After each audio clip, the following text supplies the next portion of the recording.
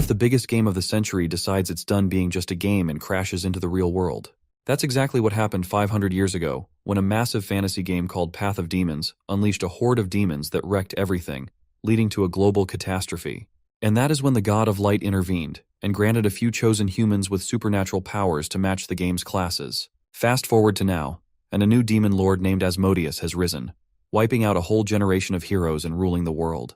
Therefore, the best human assassin, Mobe, is sent to take him down. Now the demon lord and the greatest assassin stand face to face, ready to kill each other. One is arrogantly confident in his invincibility, while the other is resolutely prepared to die to save humanity. For this purpose, the assassin unsheathes his sword and activates the Radiant Moon domain. This skill creates a powerful buff from the radiant moonlight, from which he takes power from.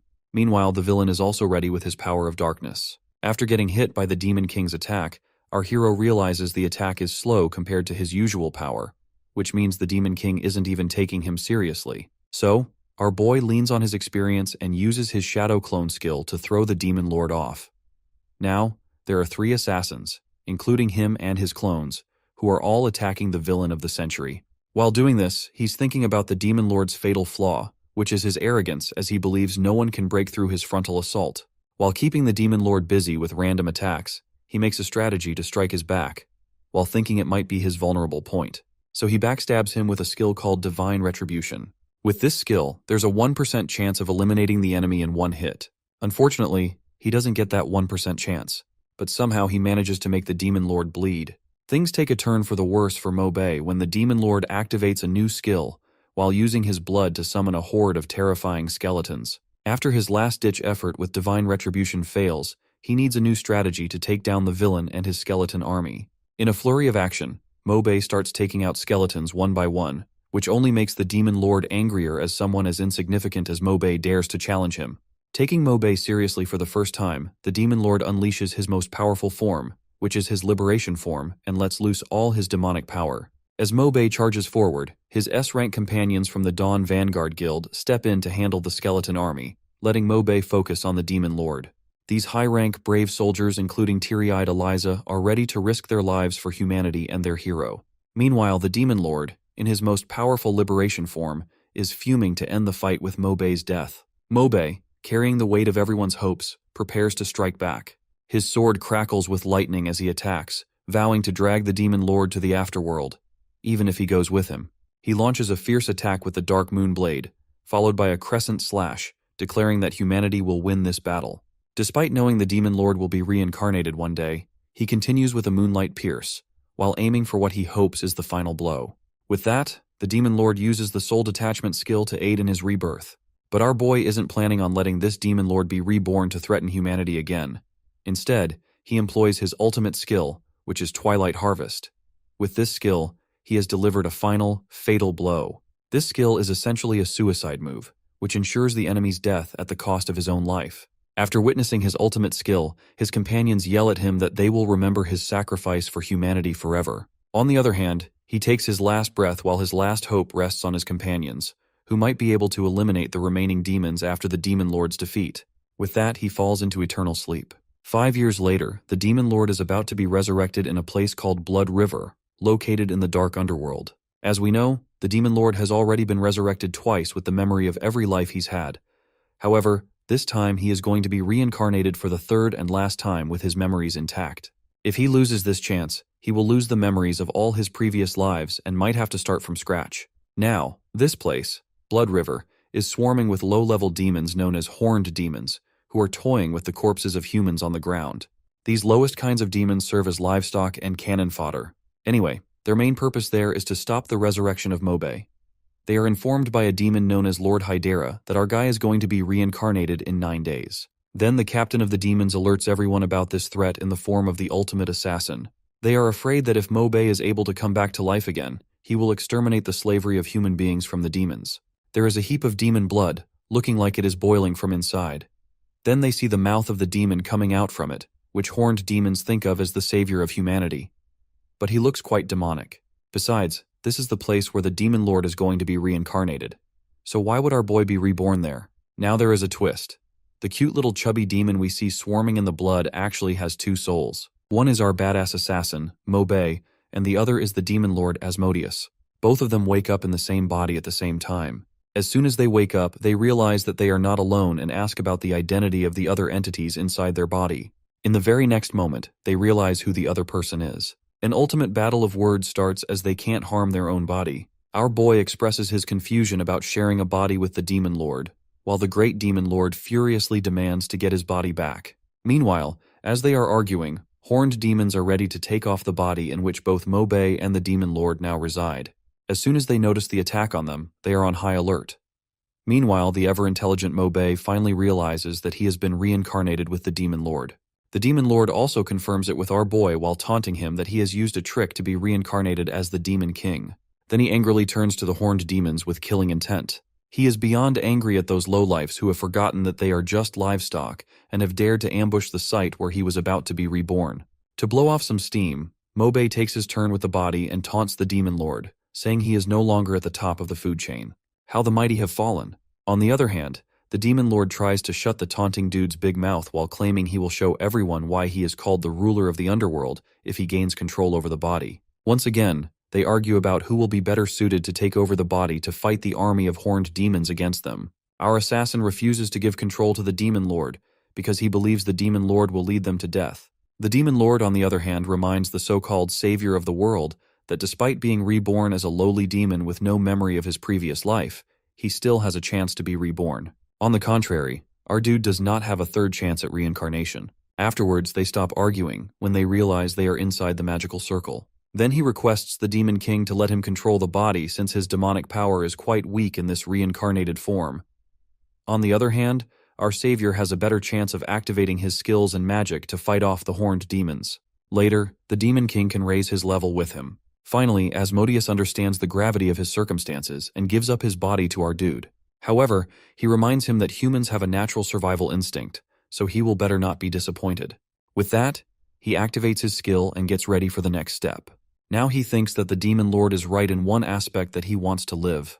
But he can save humanity while restraining the Demon Lord from reincarnating and ending this cycle. He then uses the Shadow Escape skill, which allows the assassin to vanish from the enemy's sight. The horned demons were quite shocked to see the little demon turning into shadows and disappearing in front of them. Before the retreat, Mobei is determined to achieve the highest form of strength and seal the Demon Lord. After 3 hours of the disappearance of Mobei, every horned demon is searching for him everywhere. It seems like they are threatened by Lord Hydira to search for him.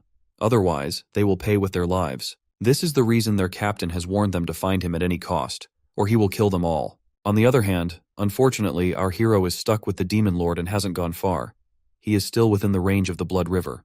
Because of his reincarnated body, his Shadow Escape skill can't cover the longer distance, and now they are trying to hide here and there to avoid being spotted by the horned demons. He thinks about getting out of the range of the horned demons as their forces are increasing. Besides, he has to conserve energy as well. Listening to his concerns, the Demon Lord compliments the human instinct to flee despite their weaker bodies. He retorts that it is the same as the demons' stronger bodies with low intelligence. At that, they argue and taunt some more. Like a small ball of energy, the reincarnated body is rushing ahead. Mobei warns the Demon Lord to save his enthusiasm as they are still within the dangerous zone. Suddenly he notices it is the blue moon. Basically, demons are quite affected by the different phases of the moon. According to the Expeditionary Force's in-depth investigation, demons can roam freely in a healthy state during the rise of the blue moon, also known. In other words, they are now safe for a while. However, when this blue moon turns into the red moon, also known as the cruel moon, it makes the demons go into a rampage while increasing their strength by 20%. After some time under the red moon, the yellow moon, known as the sleepy moon, follows. This moon phase weakens the demons, especially the lower level ones, while making them feel drowsy or sleepy. Now he needs to find a hiding and safe place before the return of the yellow moon. According to his past experience, each moon phase lasts 4 hours, so he has 8 hours left to do that. Then he finds a stone named Shu Stab, which helps him cause level 1 bleeding to his enemy for 5 seconds with a 1% success rate. Seeing his system, he is quite satisfied that his assassin class panels and game panels are working like before. He then addresses Asmodeus by name, which often annoys the Demon Lord. However, our dude royally ignores his arrogant rant and asks about the whereabouts of nearby supplies. Instead of answering directly, Asmodeus asks him to give him control over the body, while promising to lead them to the oasis. He doesn't agree to give up the body but likes the idea of going to the oasis, as it could solve their supply problem. At that, the demon lord threatens to send him to purgatory. They keep moving forward, while our hero remains nonchalant to the arrogant nature of his body mate. Meanwhile, the demon lord is still persistent in gaining control over the body, knowing the dangerous routes of the Blood River area, but he is declined once again. After 2.5 hours, they reach the oasis. Unfortunately, by the time they arrive, the blue moon has turned into the red or cruel moon. It has been 1.5 hours since the rise of the cruel moon. It seems he had misinformation regarding the timing of the moon phases, and their timing didn't align with the moon phase. They arrive at the oasis earlier than planned, making their situation drastic, as there are numerous demons present under the influence of the cruel moon. Now, 2 kinds of powerful beasts are in front of them in packs, including the Shadow Leopard and the D-Class Purgatory Bull. The Shadow Leopard can leap between reality and shadow, but the most dangerous are the Purgatory Bulls, who rush and charge at their enemies in herds, with each additional bull increasing their power by 10%. Meanwhile, our dude is busy calculating his situation when the Demon Lord warns him to get out of the path of these demons, as they could crush him in his weakened form. He looks at the Purgatory Bull which is charging at him. To avoid the attack, he uses consecutive jumps. Afterwards, it seems like the Shadow Leopard is preying on the Purgatory Bull and has finally pierced it. Seeing this, our boy finally gets some sense and decides to retreat. After hearing this, the Demon Lord taunts him, comparing him to a Sengi of the human race because of his escape skills. He retorts, saying the Demon Lord thinks too much and fails to understand the human instinct for hunting, which angers the Demon Lord to the core. Once again, the Demon Lord threatens to send him to purgatory. Suddenly, he notices restless shadow leopards emerging from the group. The Demon Lord also notices this and warns him that the herd of purgatory bulls is rushing towards them, so they need to move immediately. He also adds that lower demons like them don't stand a chance to block or stop them and will be crushed by their force. Instead of moving aside, he prepares to charge, while claiming that danger also brings opportunity. The Demon Lord asks about his plan. With a dramatic swish, he turns his body towards the herd of purgatory bulls, exclaiming that they are going to hunt the prey. Now he is moving swiftly, while lurking among the herd due to his small size, thinking that patience is the key to being a top-class predator. He maneuvers around, positioning himself behind them, waiting for the perfect opportunity to strike. Watching all of this, the Demon Lord reconsiders his view about him being just an escape artist. Anyway, he tells him the next plan of action, showing him the map. With its help, they could reach a nearby oasis, grab some fruits, and level up. Then they could return again. Mobe is confused about how he can see this map. The Demon Lord replies that he has some tricks up his sleeve, thanks to the blessing of the Goddess of Light. He also warns him that the moon will change soon. He ignores the Demon Lord's warning and focused on reaping the rewards of his patience. He rushes toward the Purgatory Bull to deliver the final blow to its weakened state. The Demon Lord compliments his cunning as he watches him praying. After killing the bull, he gains thousands of experience points, leveling up along with the Demon Lord, reaching level E. Besides, he regains his lost skills as well. Now, after dealing with the Purgatory Bulls, they face a new danger in the form of the Shadow Leopards surrounding him. The Demon Lord expresses his desire to battle them since he already had his chance with the herd. However, he isn't in the mood to comply with his mighty companion. The top reason being that he wants to test how this more agile and lighter body can handle his newly reactivated skills, which prompts a dry remark from the Demon Lord about his recklessness. One of the leopards prepares to charge at him, and he checks his malice detection skill, which is functioning normally. He then jumps into the air and hits one of the leopards with his backstab skill. Following that, he attacks another with his phantom step skill. As he expertly attacks each shadow leopard, he feels oddly satisfied with how well he controls his skills. Now he sees a better chance to level up and reach his peak, even with his new body. He turns to the remaining beasts with his malice detection and phantom step, hunting many of them. Afterwards, he activates a sacrifice skill. This kind of skill uses 30% of his life force in order to boost the power of his attack. Now, he finally has his first kill. The Demon Lord is quite impressed by his power. At this moment, after seeing the dead bodies of their companions, the remaining shadow leopards are about to escape. Seeing this, the Demon Lord remarks that it's their time to flee as the yellow moon is about to rise. However, adrenaline is rushing through the blood of our boy, and he isn't in the mood to end this game so soon. He responds that if they retreat, then the beasts will charge at them. With that, he attacks another beast and gets his second kill. On the other hand, the Demon Lord doesn't like his stunt and warns him that he has already used 40% of his life force, and the yellow moon is about to rise. He retorts that it has only been an hour and a half since the cruel moon rose, so they still have time. But the demon lord insists that the moon never follows a schedule, so they should run. Meanwhile, a leopard takes advantage of the distraction and charges at him. Mobe is quick to think that he has to dodge, but he can't, as the leopard finally injures him. He now realizes that his body is feeling the effects of the yellow moon, which makes it impossible for him to use the sacrifice skill again. At that moment, he gets a notification that the demon lord has shared a skill known as demon evolution with him. The demon lord explains that he's granted him this skill because, well, they're all about to get killed thanks to his cocky attitude, so he needs to use this skill to save them. The demon lord then breaks down the skill, saying it can only be used after several kills. It not only heals his injuries but also helps him resist the effects of the sleepy moon. He urges him to hit the yes button because, hey, they might not have much time left. Besides, he also throws in a reminder that unlike him, our boy might not get another chance to be reborn. And their bickering continues. Before he can reject or confirm the skill, another leopard successfully attacks him. The demon lord dryly comments on his sluggish movement while telling him he better act faster. He once again urges him to accept the skill. With no other choice, he clicks the confirm button. However, he's suspicious that the demon lord might have some ulterior motives behind giving him this skill, like maybe he wants to control his body or something. After hitting confirm, he suddenly transforms into the full form of a demon king, which looks like some weird half-human hybrid. This new body seems to be the demon king, and complete with a voice that sounds just like his. He wastes no time and immediately grabs one of the beasts, piercing its neck like it's nothing. Seeing this, the rest of the beasts are scared and try to escape. But he's not in the mood to let them go. Instead, he starts picking them off one by one, racking up the kills like he's collecting stamps for some loyalty program. More kills, more rewards. Simple as that. Once that's done, he's got his eyes on the real prize, which is getting his hands on his treasure vault in order to restore his power. Not only this, somewhere in there, he plans to kill Mobe. Meanwhile, somewhere else, someone is standing in front of the said treasure vault of the underworld ruler.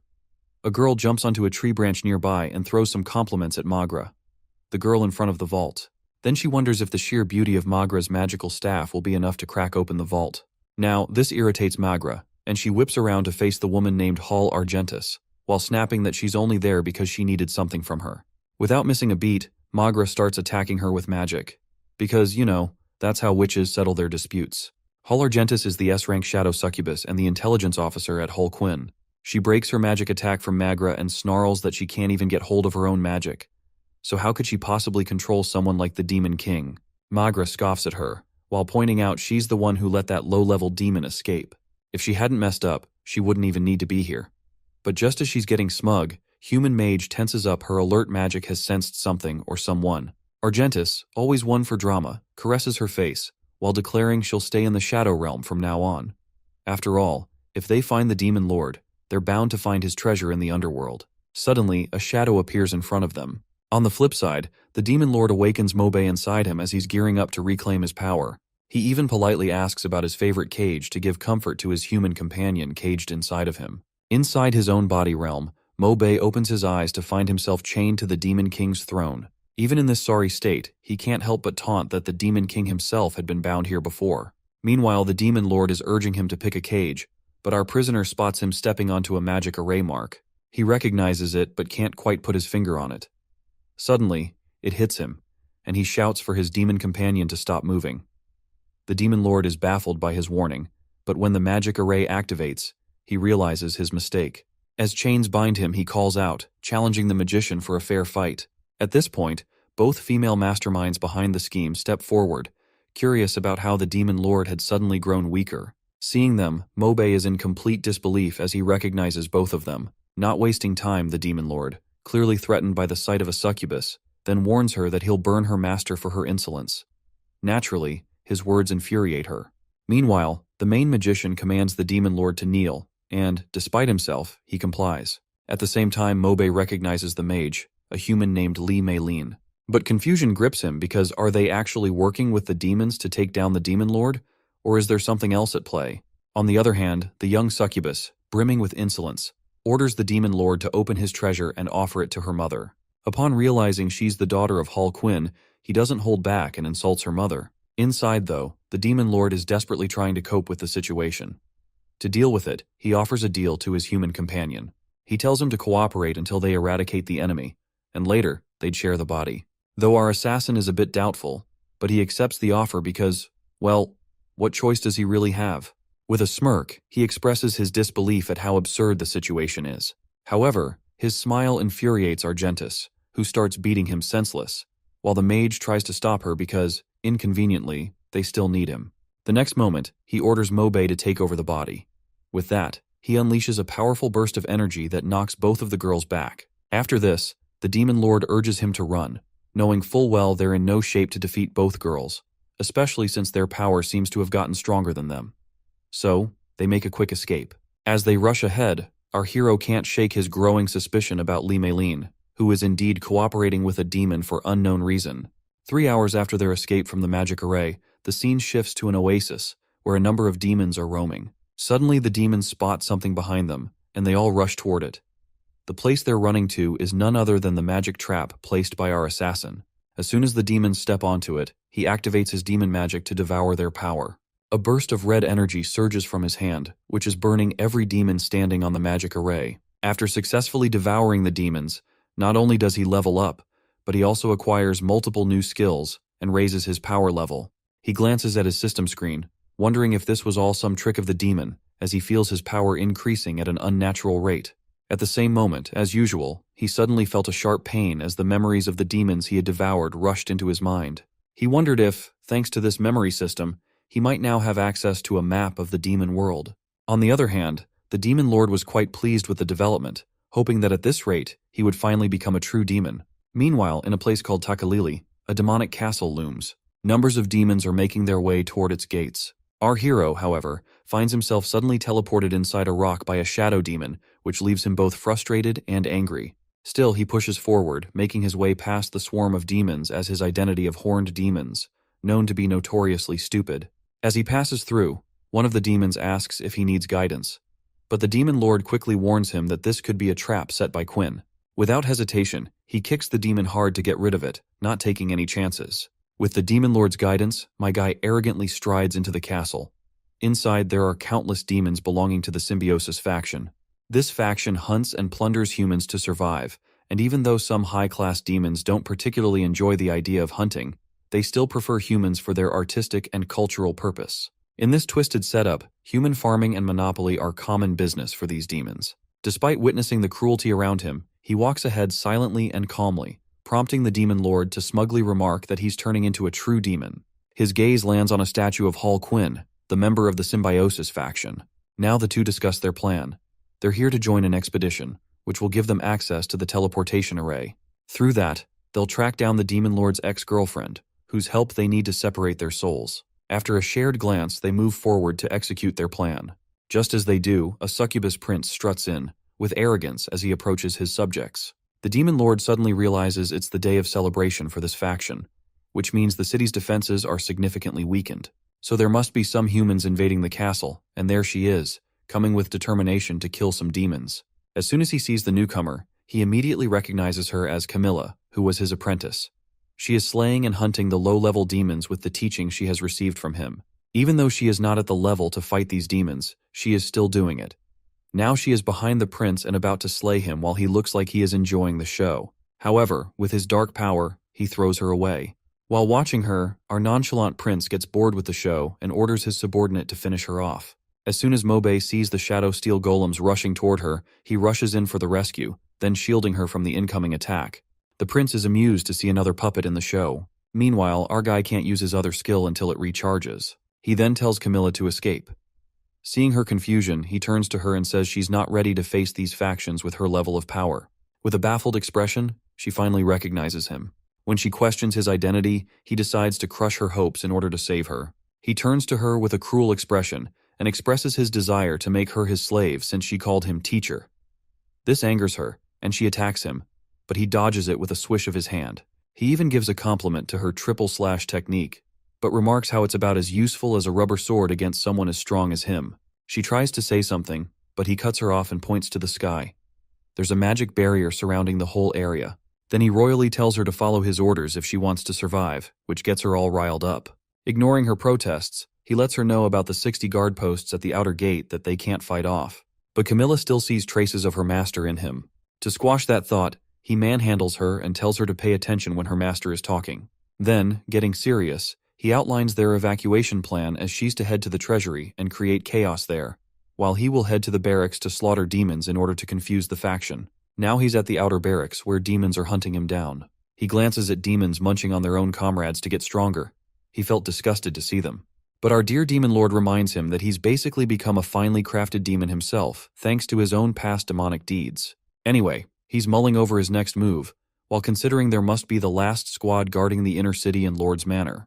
The demon lord suggests sealing the walls rather than facing these even stronger guards. After a bit, they're finally outside the inner wall, and Camilla's feeling pretty pleased with her success. But of course, the shadow steel golems have tagged along, attacking with such speed that he has to dodge quickly.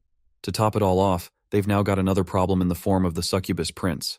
This arrogant prince boasts that as he rules this place, no one is going to escape, no matter how brilliant their plan is. Seeing the urgency of the situation, he orders his student to activate the teleportation array so they can teleport to the borderlands, despite his demon companion's protests. On the other hand, their actions are seriously annoying the prince, who starts to activate his spell. But before he can even finish his chant, our guy takes him down with confidence. Now he's activated his shadow domain skill, which leads to a massive purple explosion erupts around them. With that, our boy is out of skills and needs to recharge, while Camilla's just hanging around, waiting for her master to give the go-ahead to activate the portal. After a bit, his hand emerges from the explosion, leading his body. He rushes over to her, shouting for her to activate the portal. She's quick to respond, and with the portal activated, they disappear from the demon's view. As soon as they disappear, another interesting character shows up who are Human Mage and Hall Argentus. They glare at the portal and curse because our boy and his student have slipped away from their clutches. The traitor mage takes a moment to remind the succubus prince of the consequences of failure. The prince fires back, saying it's not her place to meddle in demon affairs. Then he shifts to a threatening tone, while stating he doesn't know her real motives for working with them. But if she delays or messes up his mother's plans, he is sure that he is going to make an example of her.